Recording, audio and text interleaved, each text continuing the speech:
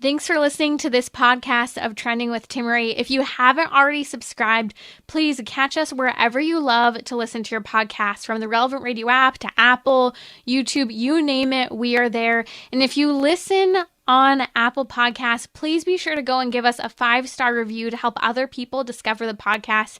Anything you share in terms of episodes, whether it's texting it to a friend, posting on social media, helps to build up the kingdom for God, to help confront the challenging issues we face as a culture, but with joy, with hope, and with an eternal perspective where our faith collides with everyday life, bringing eternal principles to help us live our life joyfully. So, what's trending? Bridging your Catholic faith with your everyday life. You're listening to Trending with Timmerie on Relevant Radio.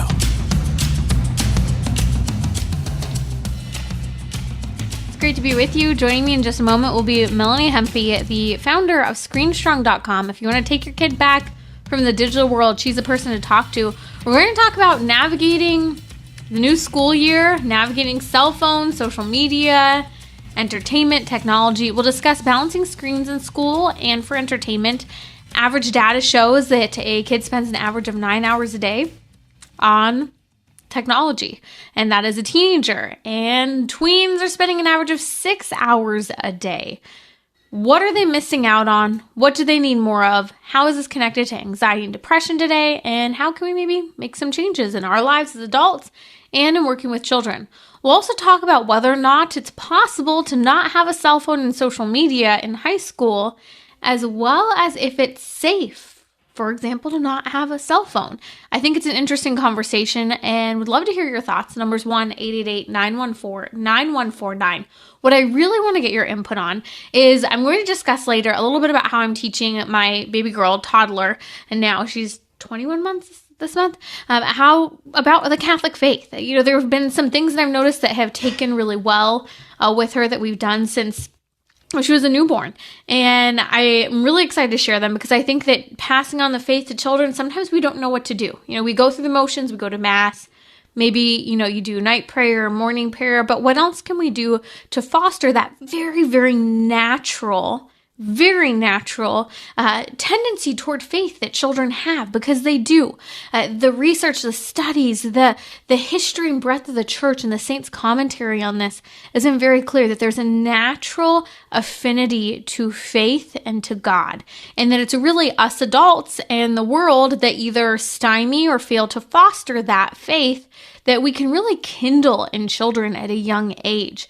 So there's some fun things that I've been doing with my kid that have taken really well, and I want to hear what you've done. You know, you who've maybe you're in the midst of raising babies and toddlers, or you've been there and done that, and you have some things that really worked well with passing on the faith, especially in that age range with babies and toddlers. Let me know. I'd love to hear your thoughts. 1-888-914-9149, or you can also share them on social media. We love those comments and thoughts there as well. We'll also discuss family dinners. Are they key to children's health? Are they? Well, it's interesting. The Wall Street Journal is actually talking about family dinners and how it's something we've lost and maybe we should do a little bit more of for mental health, in particular for children. So I want to talk about balancing screens in school and then also for entertainment, because the reality is that screens are ever present in our lives. They're a major part of education today, and whether you choose them to be a part of education or not, they're good things. You know, we need to learn how to do things such as be able to write papers, right? Do some research.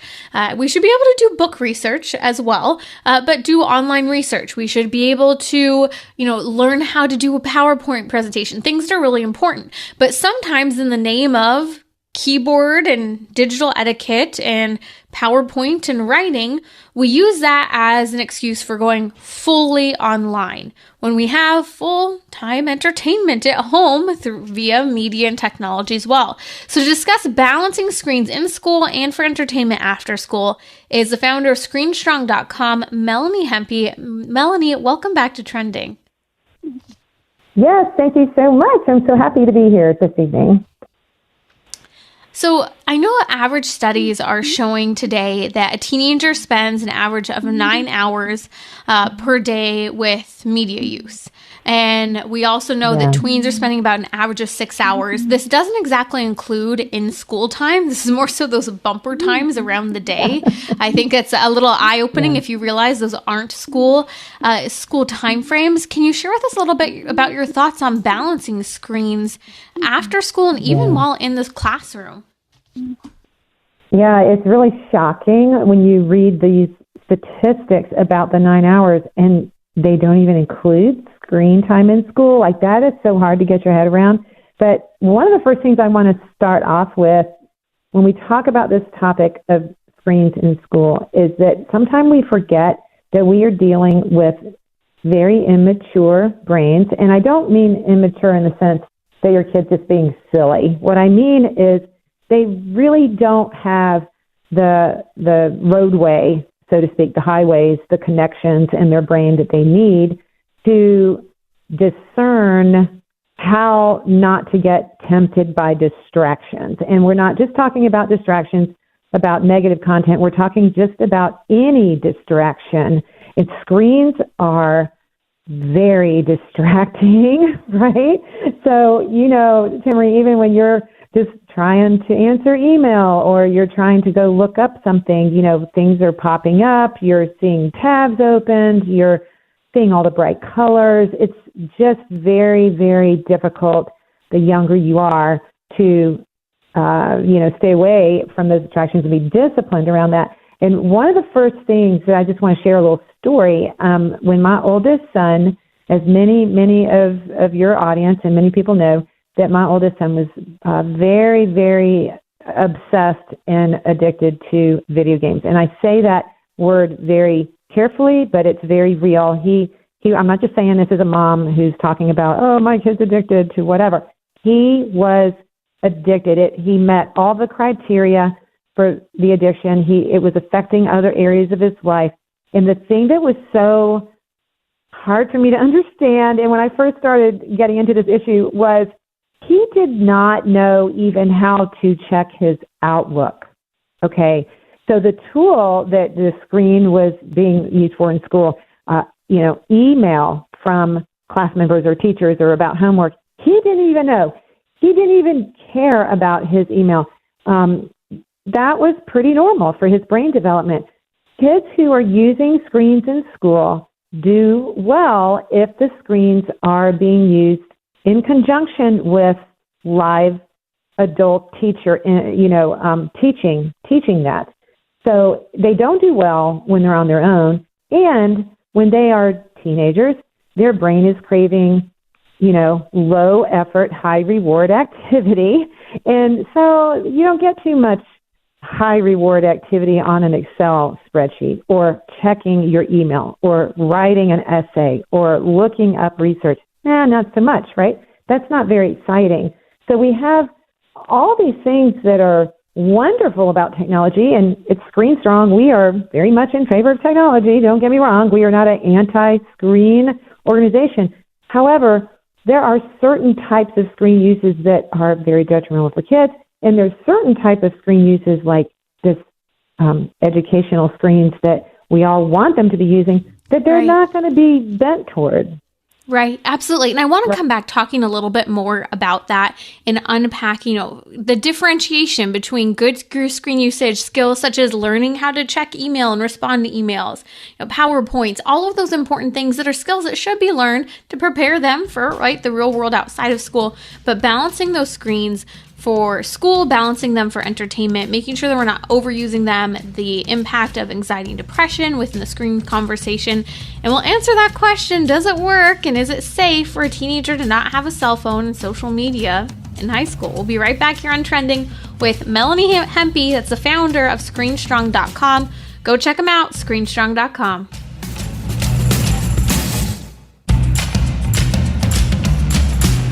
So, what's trending?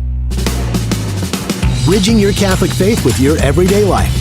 You're listening to Trending with Timmerie on Relevant Radio and the Relevant Radio app. Does it work and is it safe for a teen to not have a cell phone and social media today? Will they be a social outcast? Will they be safe when they're not with their parents? Will they be able to navigate where they need to go? Talk about that here in Trending on just a moment with Melanie Hempe, the founder of ScreenStrong.com.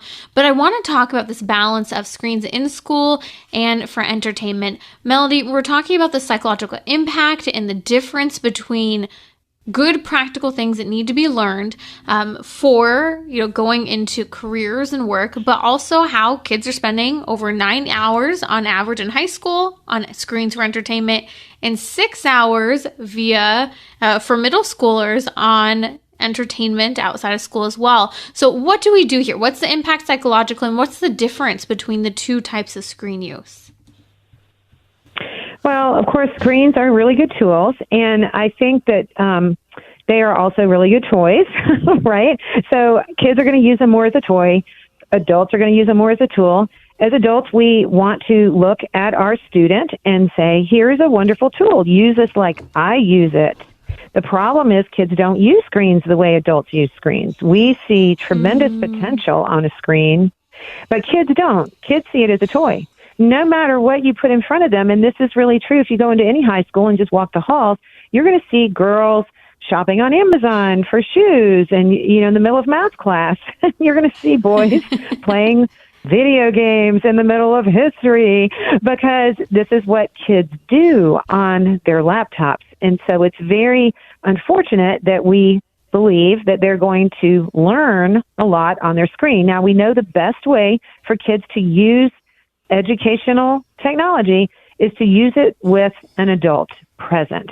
And that doesn't mean a teacher in the front of the class, because if the teacher's in the front of the class, she cannot see what's going on all the screens. She has to stand in the back of the class so she can see the back of their heads and the front of their screens. Again, it's just very, very, very difficult. It's not that it can't be done. It can be. But after a few minutes, they're going to get distracted. So for the first thing we have to do as parents is understand that kids do not use their screens the way that we use screens. Wouldn't it be wonderful if they did?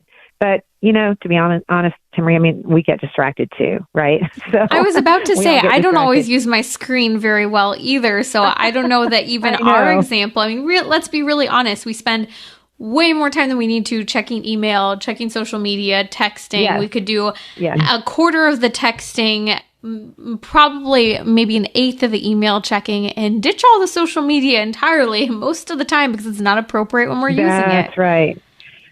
But when you're thinking about a brain that is trying to learn, and teenagers are in the best stage for learning, they learn better and quicker than they will any other time of their life, and we're putting a tool in front of them that is, while it's good for learning, it's also very distracting. It's very hard to learn.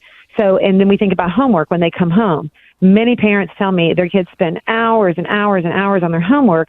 And the tip and the key is if you sit with them at the kitchen table while they do their homework is only going to take 30 minutes. Because when they're in charge of their homework, it will take them 4 hours because they're getting very, very distracted. The other point I want to make is if your child is at a school where they do have screens, which that is, most schools these days really don't have any management over the screens. And I don't mean that to sound ugly. It's just the truth. We cannot manage a classroom of 30 kids with 30 screens. It's just impossible. Right. So if your child has to have a Chromebook, if they have to do this during the day, then your only choice really when they come home is that they don't have additional screen time. And I hate to say it, but that is just the fact. They've already had an overload of screen time. They are getting this acquired ADHD, which is the symptoms of ADHD when they don't really have ADHD, because they're just on it too long. They're not getting enough movement. They're not getting enough touch. They're not getting enough attachment from their families. They're not getting enough diversity in their activities.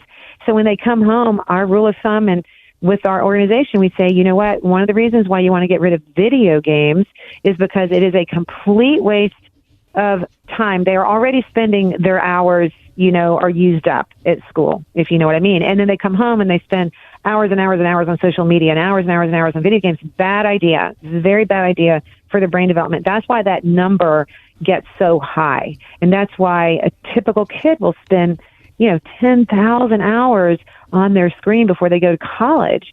Now, it does not take 10,000 hours to learn how to use Excel, right? So that's the other thing that parents need to quit exaggerating, and me included with my oldest son. We need to quit exaggerating the amount of time that it takes for our kids to learn these skills and not be so panicked about it. How long do you think it takes a teenager to use a smartphone? To learn to use a smartphone, it takes like 3 minutes. It doesn't take 10,000 hours. So that's true. That's just part of the problem. Yeah. And for teachers, let me tell you this. If you're a teacher listening, my hat goes off to you. It is very difficult to do what you're trying to do, to keep their attention, to keep your class in focus on what's happening on a screen is very, very difficult. But if you're a parent, I highly recommend in a very nice way that you go talk to your child's teacher and say, you know what, we're really struggling with this. Can we partner with you to help us reduce just the total amount of screen time? When do they really need their screen? When can they shut the lid on their laptop or leave it in their locker, put it out of the classroom? Can we be more intentional around when we're actually using a screen in the classroom? Because you know what, Timmerie, I think we've all gotten kind of lazy about it, and they're using it too much. Mm-hmm. And I think that's a great way to put it without coming and criticizing the teacher. How can we partner to reduce screen time? And I know, with the younger grades, it's a little easier to go in and say, okay, we're going to do no screens with our kids, let's say, through parochial school, right? And, it's a little easier to say, okay, we're not doing screens. You navigate what kind of school you're at as well, can usually have that outcome. But when you get into those high school years, those screen skills are necessary, from the email, the PowerPoint,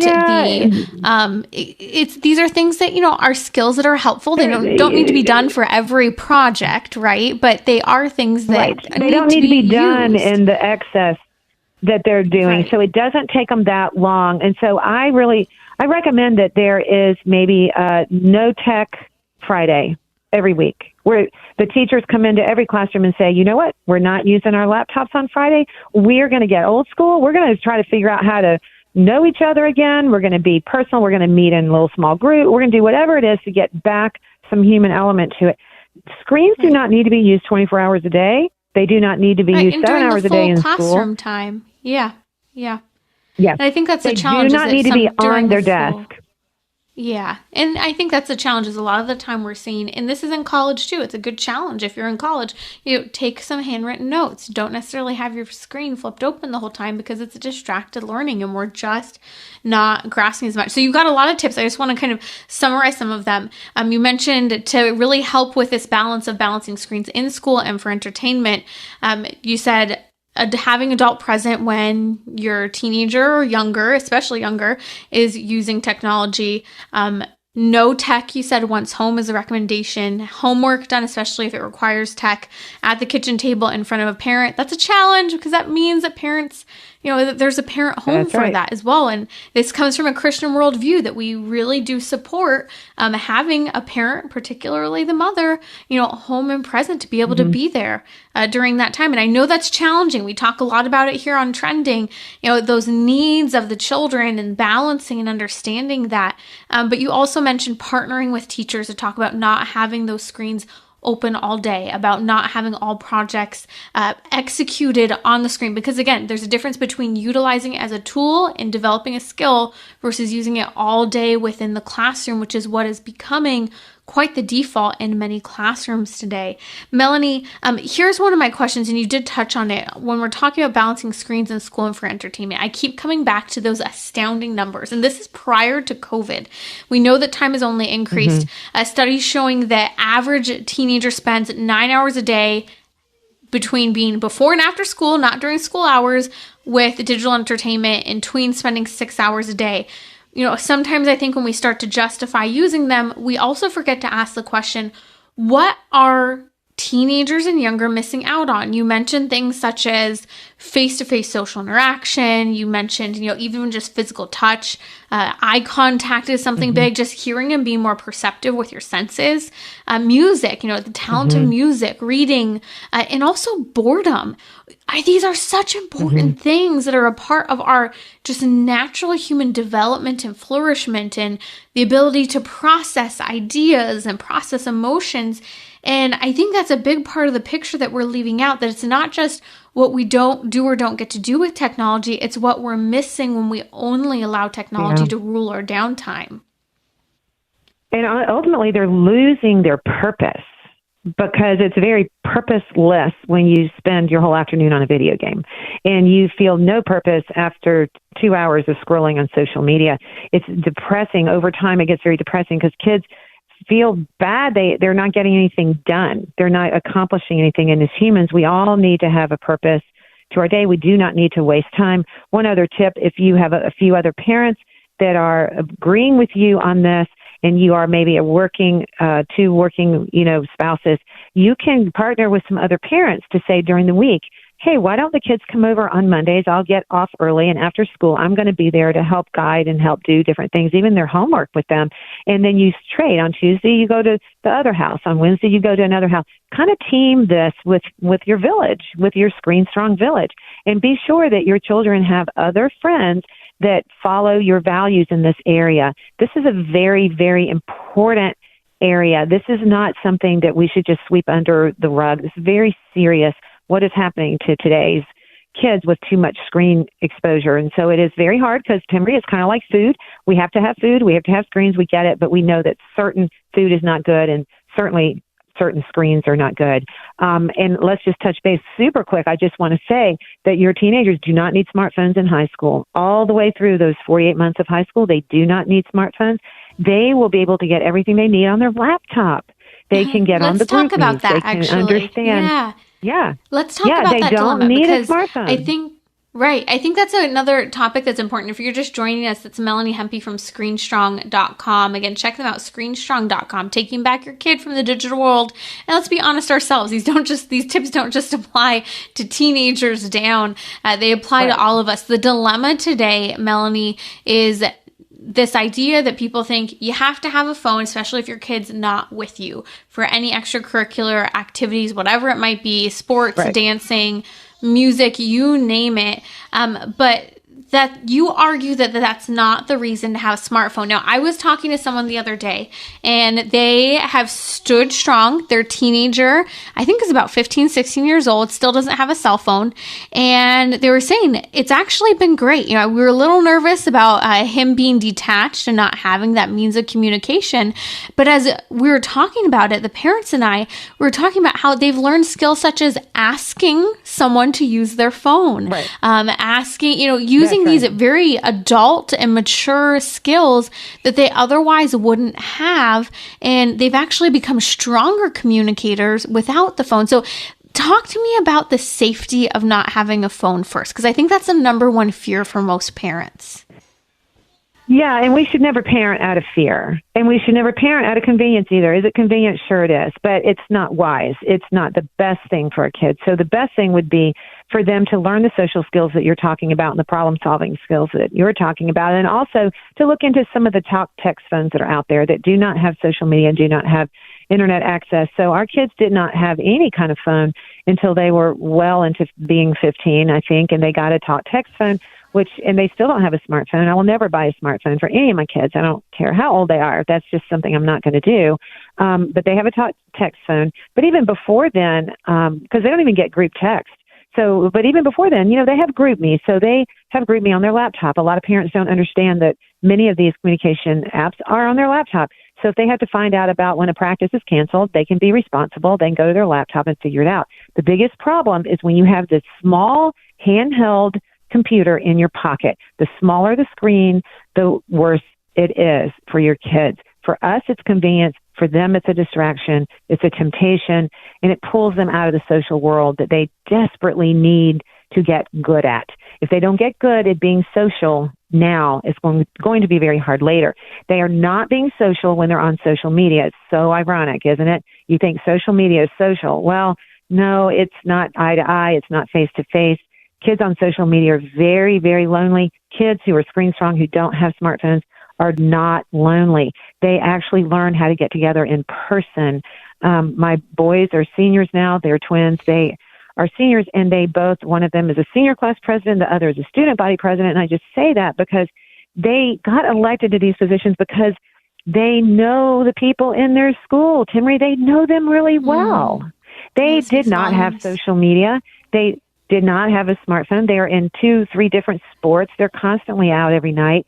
And before they even had a cell phone, before they even had a talk text phone, every time your child is somewhere with an event, there's an adult there, or there's another person with a phone. So there's a coach, there's a teacher, there's somebody. If there's an emergency, if there's something that happens, then they have the coach there. Hey, coach, can I use your phone? I got to call my mom. And that builds a lot of trust with the coach. It builds a lot of that relationship. And the most important thing is it teaches them how to problem solve. Because when they can just text mom every minute for every little problem, I lost my shoes, I can't find my shirt, where's my jersey, can you bring it? This constant contact with mom is not good. It's like an umbilical cord. They don't need that. Is it convenient? Sure. Does mom love it? Sure. She loves to know where her kids are. They're tracking them. Parents are tracking their kids everywhere. That's weird. Sorry. It's very weird. I mean, think about growing up as a teenager and having your mom put a GPS tracker on your back. It doesn't give you a lot of confidence that you know how to handle life. So all these fears that we have really are not really very legitimate. They're not, really fears. And we have to be careful that we are not putting our biases of just wanting to have that kind of helicopter experience with our kids. Kids who have smartphones are much more helicoptered than kids who don't have smartphones because their parents are constantly in touch with them. It's mind-blowing when you really think about it that way. We need to learn to say, skip it, let's detour around it. We have a course at Screen Strong that will help you take your kid off of the device if you need to do that. It will also give you all the tools and all the science about why this is something that's really working. There's this whole movement starting with kids that are now growing up without smartphones because we're seeing what's happening to them. So we still use screens as tools, and we're happy to get on there and look up a history lesson or do whatever, but we're going to balance it, and we are not going to stay on the screen for 4 hours trying to do homework because we know they're not really spending all that time. And we don't need to give our teenagers smartphones. Bad idea. All the science is coming back and all the research and statistics. They're coming back and they're saying, you know what, this is a really bad idea, what we did. Mm-hmm. So let's fix it. And that's what we're here for. We're here to fix it. And we have a new forum opening, Timmerie, and we've got a psychiatrist coming in to our website. They'll be opening in a couple weeks, and she'll be doing live webinars for parents. If they want to come in and ask questions to a real medical doctor about this, to help them get over some of their hurdles and get some of their questions asked. So we're very excited about that. That's coming. And I love it because we've had a lot of conversations here in Trending about with yourself, with social psychologists, neuropsychologists, neuroscientists. And it's really interesting to hear the studies are pretty conclusive. For adults, 2 hours of screen time a day, there are a lot of implications when you get beyond 2 hours a day for adults. But a lot of the studies are showing with teenagers and children, 30 minutes a day, that idea of even saying, okay, well, you can have 30 minutes a day is actually too much for them. And so a lot of the data is coming back saying very little time for adults, 2 hours or less, which is hard because many work in front of computers. You have your phone. It's easy to spend 2 hours a day on your phone, responding to emails and texts and simple navigations on your phone. And so I think these are challenges for us to reevaluate. Where are we? How does this fit into maybe some of the social challenges that we're seeing within our own community, our own home, within ourselves, and start making some modifications. You have incredible tips, Melanie. That's why I love your website, screenstrong.com. You have a network for parents, trying to figure out the details of this. I know you share stories all the time about parents who are really taking their kids back from anxiety, depression, cutting, all of these mental disorders. And it's by making some big changes with cell phone and social media use. Can you speak for just a moment? I know that you don't do cell phones with your kids unless it's a talk text phone, such as the GABB phone. We'll post a link on social media for those who are maybe looking for a resource because they're hard to find. But talk a little bit about social media. What are your thoughts on and how have you navigated social media within your home with your children? So we don't, do social media here with the kids. There was a time when we had a family social media account, I think on Instagram, the Hempe family, whatever. But we never really even paid a whole lot of attention to that either. What we're finding is that they are able to have lots of social interactions at our house. So we have kids over here all the time. And, there's this thing called an anchoring bias, and this would be good to talk about maybe at another show. But an anchoring bias says that the first time you see or hear something, it sticks. And so I really don't want my kids to learn things the wrong way on social media. I want them to learn how to be social the right way, because I know that the first time they do something, it's going to stick. So I really don't want them to get influenced by all the millions of influencers out there in social media. There will be a day very soon when they grow up and become adults, and they'll be able to handle it because they will have already been developing their identity. They will know who they are. They will have close friends, which is the best gift you can give your child, is the opportunity to build in-person friendships. I tell my boys all the time that if they can even just have one best friend when they're growing up, they are more blessed than most of the people in the world. It's very hard to develop a best friend, and it's not easy to do online or using social media. There's too much out there. There's too much chasing our kids on social media. Pornography is chasing them. Just all the, like you said, the cutting, all of the anxiety and depression, anorexia, all these things are just chasing them on social media. Why would we expose them to all that? There will be a day and a time when they will learn how to use it just fine. They won't even have to learn how to use it because they'll be adults. You and I didn't have to learn how to use social media. We understood what was right and wrong when we were adults, when we started getting on social media. There's really no way you can teach your kids how to use social media, so that's why we say to postpone it. Excellent. These are very helpful tips. Now, here's a question I think that many parents probably ask, and I ask it legitimately because I was homeschooled all the way through, except for some brief moments of not being homeschooled, and I've seen both sides of the spectrum. People give a lot of criticism to people who are homeschooled or families who choose to homeschool to parents. And there is at times where you see an over sheltering that can occur, and then a rebellion that can occur afterward when the child then first leaves the home. And I think that for some parents, they also have that concern. Okay, if I bubble wrap my child, if I don't do screens, don't do social media, are they going to absolutely lose all self-control and just all the work I did goes out the window with this rebellion or this overwhelming use of these technologies and social media accounts? How have you seen this play out for parents who have worked through, and I know you've done it as well, who've worked through, no social media, maybe a talk text only phone like the GABB phone, and then how did that transition into university and adult life go when they were under, those rules and supervision of their parents? Right. Well, it's a myth. It's a huge myth. And the myth says that there's the forbidden fruit, that if you don't let them have it now, they're going to binge and go crazy later. That is a scientific myth. We can prove from research and studies, and Leonard Sachs has done a lot of work in this area of showing that kids who are raised with virtue have a much higher chance of being virtuous kids when they grow up. Now, is it 100%? Of course not. But the thing that is the other big myth about what you're talking about is you're assuming, and the culture might be assuming, that your kids are going to be miserable if they don't have a smartphone or they don't have social media or mom said no to video games. And this is where the myth comes in. Our kids are so happy. They really are. They have a great time with their life. Our oldest son was not. He was very, very immersed in his video game. He was miserable.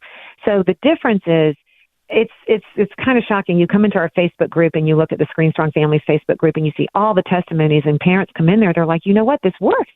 We like our kids again. We're having so much fun as a family. Oh my goodness. We have testimony after testimony. So the Screen Strong life is not about taking anything away. It's about adding things to your kids' life. It's not about taking things away and banning things and saying no.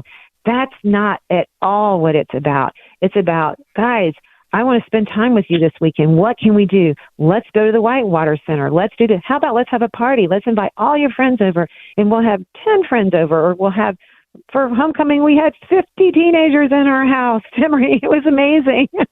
So we have so much fun. We have so much fun. I cannot imagine my life again being ruled by the screens. I just can't imagine it. And they can't really either. And they had a very good podcast they did. It's number 91 on our podcast channel on the Screen Strong Families podcast.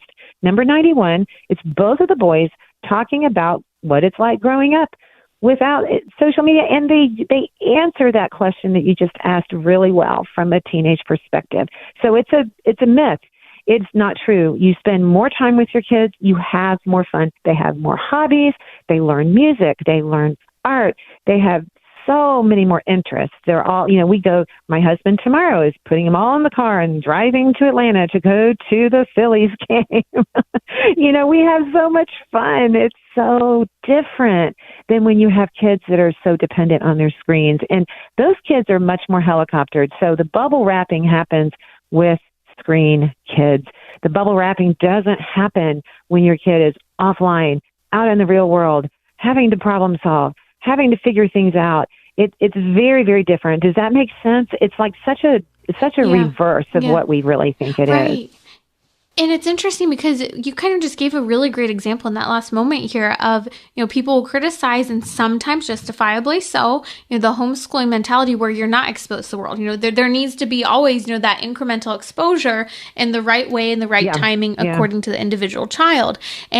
But the difference with social media and technology use is that it's the same type of isolation that can be caused and can be problematic with homeschooling. Part of the problem at times can be the isolation. And I love homeschooling, but the isolation and the lack of social skills and the lack of sometimes, engaging in various activities can be what is challenging that and leading to that rebellion that can occur. And so much of what we're talking about is the problem is the lack of socialization, social skills that is what is allowed to take place if you don't have the screens, if you don't have the social media, the way in which is the norm today. Melanie, thank you so much for joining us today. Thank you for all you're doing at screenstrong.com. You have so many resources for parents. It's one of my favorite resources out there, screenstrong.com, the GABB phone we talked about.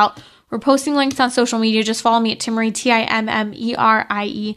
We also tag Melanie Hempe in her work as well. So I'll be right back here on Trending. We're going to talk about some of those things you might replace in your home, such as family meals and some of what neuropsychologists, researchers are showing about the importance of family meals.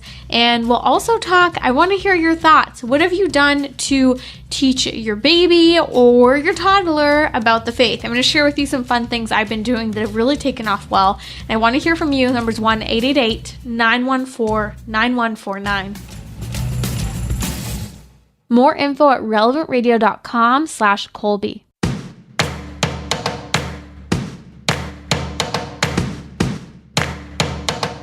We're talking about what you're thinking about. You're listening to Trending with Timmerie on Relevant Radio and the Relevant Radio app.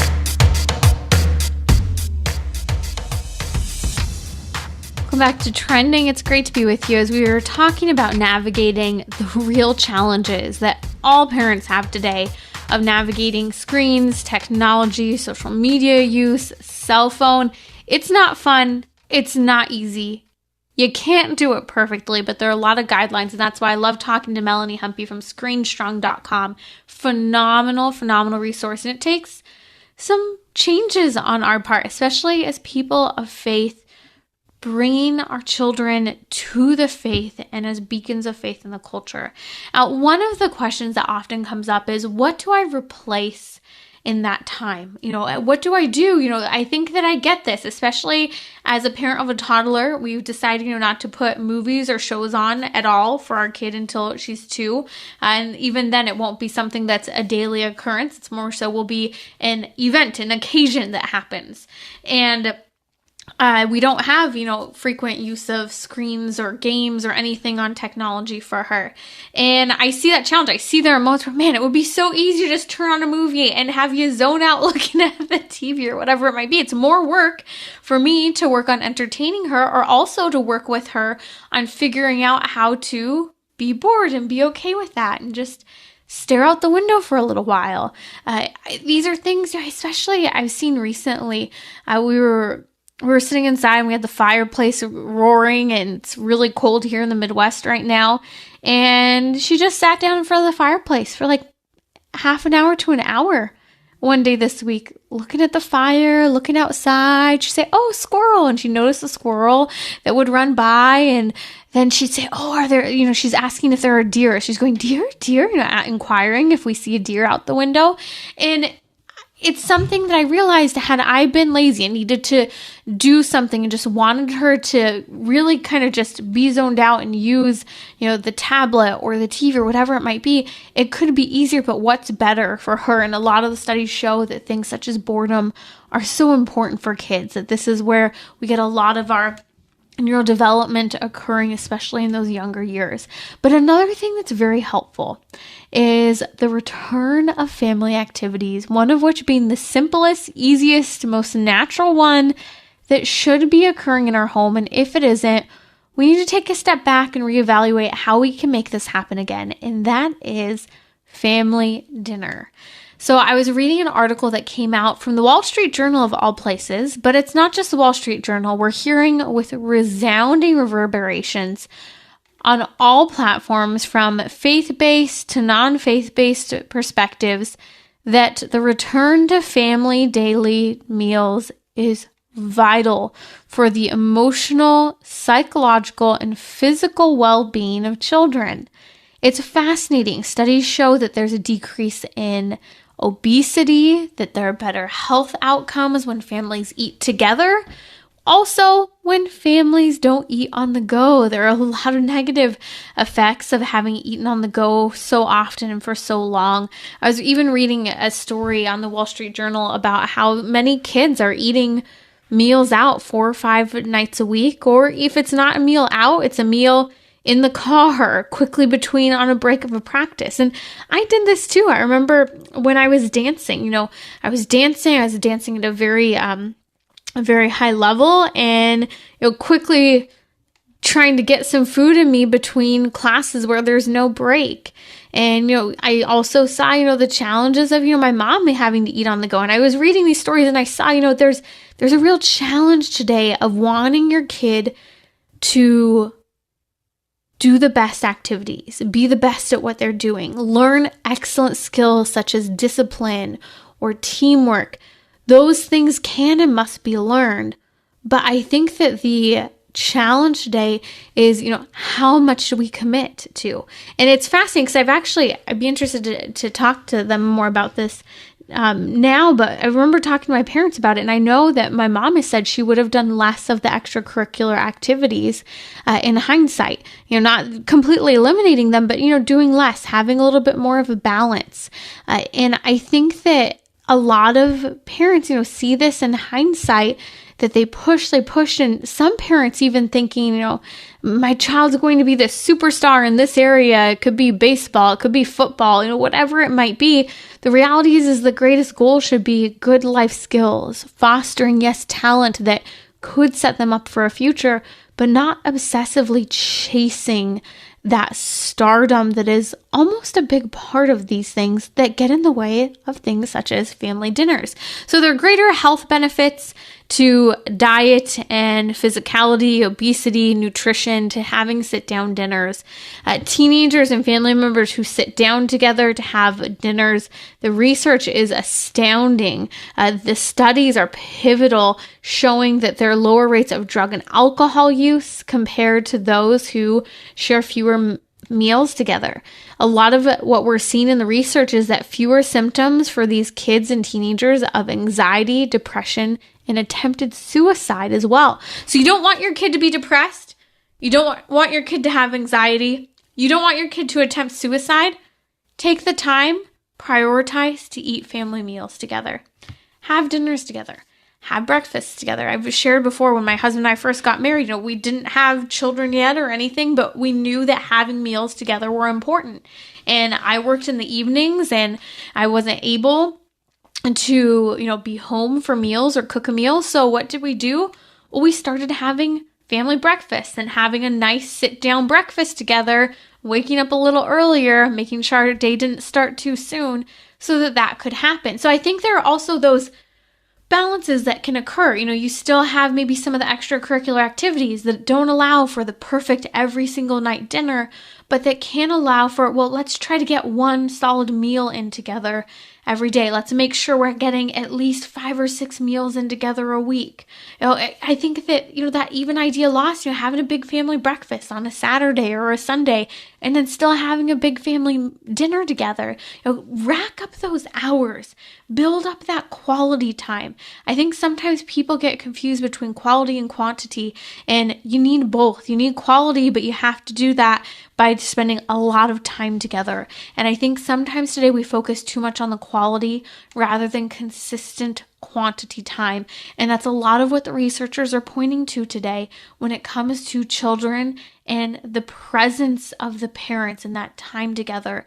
Quality is great, but it can't replace quantity. And so these challenges of things such as family meals together are good challenges that we should be taking up and encouraged to really engage in, to decrease that sadness and hopelessness that we're seeing today is so prevalent among children in this mental health crisis. And way to buck the trend as families today is to simply start engaging in those daily family dinners yet again. So I really want to encourage that today.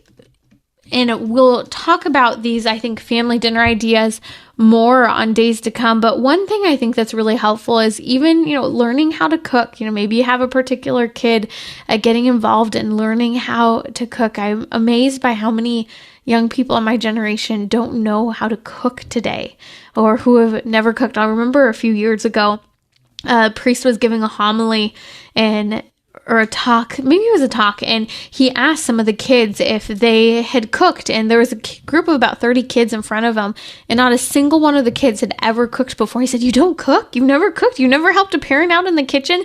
And he was astounded. And I thought it was fascinating because I think it spoke to the fact that fewer families are sitting down together to eat, but also the fact that kids just aren't learning to cook, and they aren't sharing that experience with their parents. And I remember as a child, I always spent time cooking with my mom and learning how to cook. And there are recipes to this day I know how to make without asking how to make them, because I was there, helping to make them side by side with her, or being instructed to do it if, that was the help that needed to be done that day. And so this return to the family meal is helping with socialization, emotional stability, strength in the family bond, especially between parent and child, health benefits, and skills such as cooking and responsibility that take place within the home. Okay, a topic I really want to unpack further, and I would love to get your thoughts on it as we're discussing more. You're listening to Trending with Timmerie here on Relevant Radio if you're just joining us. And the topic is, I have been receiving a lot of questions about, okay, how are you teaching your faith to your little girl? So my daughter's 21 months old, and it's been really, really neat to see how she's beginning to grasp the faith, and how little things that we've tried to do from day one, or the early days, the first couple months after she was born, have really been bearing fruit. And I would love to hear ideas from you. So I'd like you to email me, write me on social media. You can follow me at Timmerie, Timmerie, or email me at relevantradio.com/trending, because we're going to talk about some of those tips that are really, really helpful. I know I want to hear these tips from you, what has worked, maybe what hasn't worked, but really those nuggets that have helped. So first, thinking about the fact that a child is predisposed to grasp the faith. We as adults tend to be the ones that stifle faith. Children have this natural sense of God, or pick up God very easily when taught or spoken to about Him in simple ideas of the faith. And again, it's the adults, and I think the world, that either stymie or fail to foster or enkindle that faith.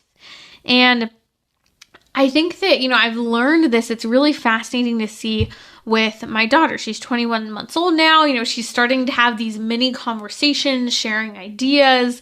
It's really neat to see. But some of the things we did early on one of them was when she was just really a few weeks old, and on, we would pray before we put her down to bed at night for kind of that final lay down of the night.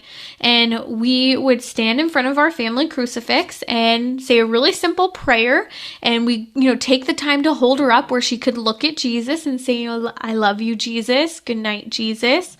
Thank you for this day. Something really brief and really short. And then as she got a little older, when she was old enough to understand to kiss the crucifix, we'd provide her the opportunity, would you like to kiss the crucifix?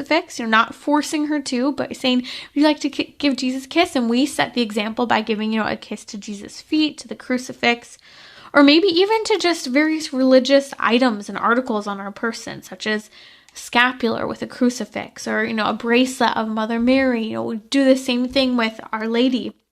And it was so neat to see a couple things unfold. When my daughter first started using words, one of her earliest words, and I would say that those first 5 to 10 words, where she said Jesus. It was the coolest thing. I remember, what on earth? And she, this really sweet and simple Jesus, really simple, not perfectly said, but she was making those words out. And after she knew how to say mama, we always taught her about Mama Mary, and we had little things such as rattles, or we have some pretty big icons of Our Lady in our home, and we point and say mama. And as she was old enough to, seek things out and find them, I'd ask her, where's Jesus? And she'd be able to look in a given room and point to the crucifix, or where's Mama Mary? And she would be able to do the same. It was these really simple concepts that I'm amazed to see she grasped so easily in such a short and simple time frame, that are ways to start bringing that faith and catechesis to our children. So I want to hear your ideas and tips for how you've passed the faith on to babies and toddlers, and we'll talk about this more in the days to come. Thanks for being with me tonight on Trending. Up next is a family rosary across America. This is Timmerie from Trending with Timmerie. Have you joined us for our weekly Gentleman's Hour? Well, Wednesday we're going to talk about the struggle of marriage. We're hearing a lot about people having marriages that are falling apart, the fighting that's happening. So, husbands, listen up. We'll be joined by Hugh Brown to discuss fighting for your marriage when things get difficult. We'll also take your questions, gentlemen, from a Catholic perspective. So join me Wednesday, 6 p.m. Central on Relevant Radio or the Relevant Radio app.